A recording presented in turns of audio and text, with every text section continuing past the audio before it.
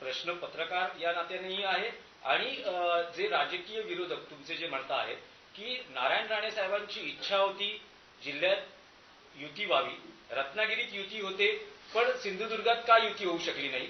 विरोधक असंही म्हणता आहेत की राणे साहेबांचा शब्द मानला, राणे साहेबांची इच्छा ही होती की शहर विकास आघाडी होऊ नये, कणकवली शहर विकास आघाडी होऊ नये, शिंदे साहेबांनी उद्धवजींबरोबर जाऊ नये, ही विधान त्याच राणे साहेबांचं होतं। शेवटी राणे साहेबांना हे प्रगल्भ नेते आहेत, त्यांना युत्या आघाड्या राज्याचे मुख्यमंत्री राहिलेले आहेत, त्यांना राज्य कसं चालवायचं, कशा युत्या आघाड्या होत्या हे त्यांनी आयुष्यभर अतिशय बारकाईने पाहिलेलं आहे। आणि म्हणून प्रस्ताव आले गेले, टेबलावर काय झालं नेमकं याची अतिशय उत्तम संवाद रवी चव्हाण साहेब आणि राणे साहेबांचा आहे, अतिशय उत्तम संवाद फडणवीस साहेब आणि राणे साहेबांचा आहे। आणि म्हणून त्या लोकांना माहिती आहे ना काय विषय आहे, त्यांना माहिती आहे ना युती काय परिस्थिती कशी आहे, कशी होत नाही, काय मागण्या केल्या, सगळ्या टेबलावर माहिती आहे। आता आपल्याला सांगितलं फक्त चुकीचं चित्र दिलं जातं, आम्ही सगळंच द्यायला तयार होतो। अहो नगराध्यक्षपद मागत होते भाजपकडून, भाजपच्या हक्काचं नगराध्यक्षपद मागत होते, आम्ही बोललो का त्याबद्दल? मी गप्प होतो ना एवढा वेळ, आम्ही नाही बोललो, कारण का आम्हाला माहिती आहे विकासावर बोलण्यासाठी काहीच नाही ना। 2019 पासून मल्टी स्पेशालिस्टची जागा देण्याची क्लिअर झालेली, जागा विकास निश्चित झाली, तरी पण केसरकरांना का जमलं नाही ते संपवण्याचं, म्हणजे ती जागा मिळवून देण्याची? का अजूनपर्यंत आरोग्याची व्यवस्थेबद्दल सावंतवाडी आणि वेंगुर्ल्याचे लोक आजही बोंब का मारतायत? आपण आमदार आहात ना, आपण मंत्री झालेला आहात ना, उत्तर द्या ना जनतेला। आरोग्याची व्यवस्थेबद्दल का केलं नाही? काय डॉक्टर का दिले नाही तिथे? का लोकांना आरोग्यासाठी आज बांबुली म्हणून गोव्याला जायला लागतंय? सांगा, उत्तर द्या। म्हणून माझं असं म्हणणं आहे, ह्याच्यामध्ये उगाच राजकारण कोणी करू नये। आमच्या रवी चव्हाण साहेबांवर कोणीही आरोप अशा पद्धतीने करू नये।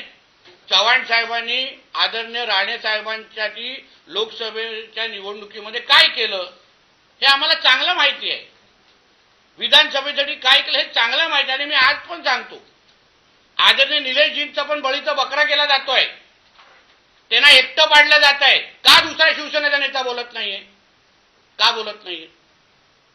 उदयजी येऊन का रवी चव्हाण साहेबांवर टीका करत नाहीये? त्यांनाच का पुढे बोला? अजून निलेशजींच्या समर्थनात एक पण शिवसेनेचा नेता का उतरत नाहीये? तिथे ते गुलाबराव पाटील कुठल्या तरी राज्यातल्या एका जिल्ह्याच्या शहराच्या नगरपालिकेमध्ये राणे साहेबांची कशी खिल्ली उडवतात दाखवू का व्हिडिओ? दाखवू का व्हिडिओ?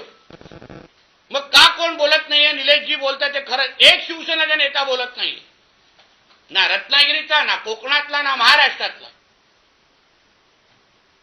त्यांना का एकटं पाडलं जातंय? का नाही सपोर्टिंग? आपले दीपक केसरकर साहेबांनी घ्यावं रवी चव्हाण साहेबांचं नाव, घ्यावं ना, तोडवतात कशाला प्रश्न?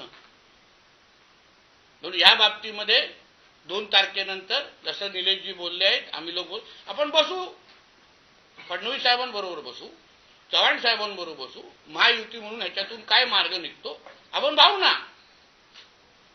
पण उगाच त्याच्यामुळे ह्या निवडणुकाच विकासात सोडून, अरे 11 महिने आम्ही मेहनत केली आहे, मी पालकमंत्री म्हणून मेहनत केलेली आहे, मी 11 महिन्यामध्ये राज्य सरकार म्हणून आम्ही भरपूर या शहरांना निधी दिलेली आहे, कामं केलेली आहे, त्याच्यावर बोलायचंच नाही, त्याच्यावर चर्चाच करायची नाही। सावंतवाडीसाठी काय तुमचा विकासाचा प्लॅन आहे हा विचारच नाही, इथे केस झाल्या तिथे केस, एवढंच इंटरेस्ट। आजचा आक्षेप आहे स्पेशालिटी आणि मल्टी स्पेशालिटीचा मुद्दा तुम्ही काढला। 2014 पासून महायुतीचंच सरकार राज्यात आहे, मुख्यमंत्री देवेंद्र फडणवीस होते, आजही तो प्रकल्प झालेला आहे। दुसरीकडे ज्या रेल्वे टर्मिनसचा नारळ फोडला गेला ते पण अदृश्य दिसतं। हो, पण तुमच्या आमदारांना उत्तर मागितलं पाहिजे तुम्ही, आमदार तुमचे पालकमंत्री पण होते।